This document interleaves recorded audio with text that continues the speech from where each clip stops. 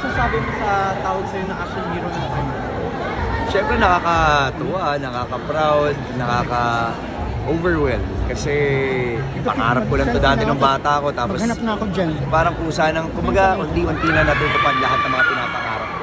Kaya, I'm just very grateful. Yung season 1, hindi lang isa yung leading lady mo. Dito ba sa Shira naman? Or may mga papasok pa na? Well, syempre, kailangan nating abangan yung mga bagay na yan. Kasi alam naman natin sa mga teleserye, usually, laging may third wheel or laging may papasok na panibago para magkaroon ng problema. So, abangan natin kung sino po yung mga panibagong karakter ang papasok. Sige, sige. Naka-recover na si Bianca sa pag-iyak? Hindi ba rin? Parang sobrang moment nyo Oo, di ba? Sobrang proud ko siya. Sobrang. Sabi ko nga, hindi na ako makakahanap ng ganong klaseng tao, yung suporta na binibigay niya sa akin. Ngayon, simula noon actually, sabi ko si Bianca ay nagpabago sa buhay ko talaga. Kasi feeling ko kung hindi dumating si Bianca sa buhay ko, hindi ko makakamit itong mga pangarap ko. Meron pinagdaanan ng relasyon niyo, di ba? Nagsimula kami na parang you and me against the world na against sa amin lahat ng tao, na binabash kami, na parang nagkaagawan.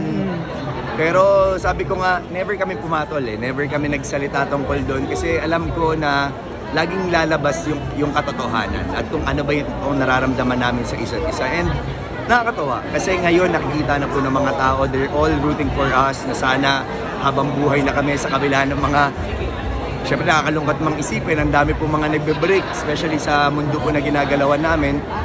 It's not easy na ilaban po namin yung relasyon kasi I guess for me yung relationship, it's a choice eh. Not all the time mahal mo yung ginagawa or yung relationship, di ba? Not all the time mahal niyo yung isa't isa. So dapat yung piliin yung isa't isa sa kabila ng mga problema at pagsubok sa araw-araw talaga. 7 years na kayo, Rose? Magsi-7 kami sa July.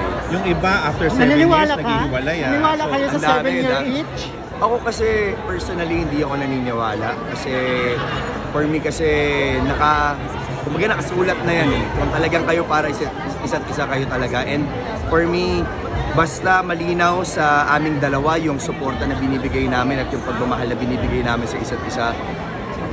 Kahit na sino pang pumigil, kahit na anumang klaseng mga tukso, pagsubok, kasi talagang dadaan at dadaan po yan. Pero naniniwala ako na basta nagtutulungan kaming dalawa na mag-work yung relationship, lahat kakayanin na. May bakasyon ba kayo ni Bianca?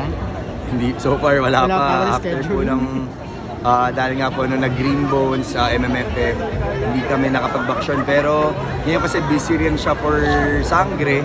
Ayun ngayon, ginagawa kay Lolong. Sabi namin, basta may mga pagkakataon na kunyari, rest day, talagang binibigay ko na kay Bianca.